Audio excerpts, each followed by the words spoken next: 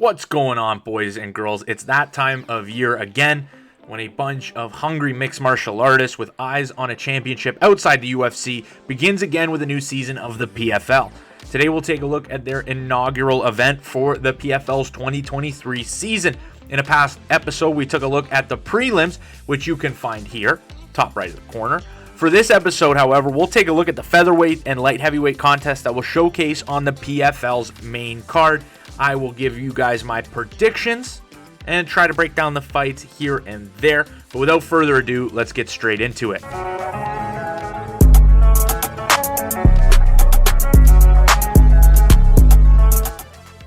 Returning PFL All-Americans are set to clash in the opening of the PFL's main card. Chris Wade has become a veteran of the PFL's regular season and playoff formats.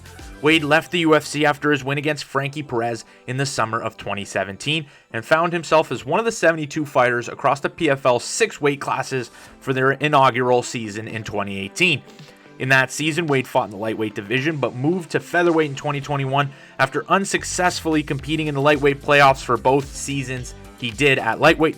He'd make it to the finals at his new weight class but fell to undefeated fighter Mavled Habalayev. This finish remains Wade's furthest to date in the PFL. He'll face off against two-time All-American wrestler Bubba Jenkins, who's also made the PFL playoffs in both the seasons he has competed in, and has also made and lost a final. Jenkins enters the season off that final loss to former UFC standout Brendan Loughnane. Loughnane took advantage of Jenkins' heavy front foot and went to work with leg kicks. Jenkins conceded 56 total leg kicks, and this was the major difference that cost Jenkins $1 million last season, in what all else was a close contest. Neutralizing the grappling or counter-grappling is the first step to defeating Jenkins, and from there the striking does have to be sharp. Jenkins is no slouch. This isn't the first time Jenkins and Wade have met in the PFL. On Wade's run to the 2021 final, Jenkins fell in a playoff matchup via unanimous decision. Round 1 was both guys exchanging takedowns and scrambles to try and get a dominant position. Wade welcomed the grappling and outshined Bubba, defending takedowns with choke attempts and using those to get himself into dominant positions throughout all 3 rounds. I see the fight going a lot like the first. Both fighters' game plans haven't made any significant shifts since 2021. Both prefer to grapple, who aren't awful on the feet but would definitely like to get a takedown. Even in Wade's own fight against Loughnane, it's funny how similar Brendan Loughnane dispatched of both Wade and Jenkins. It was honestly the same strategy: defend takedowns, leg kicks, and just use his superior striking to defeat both guys.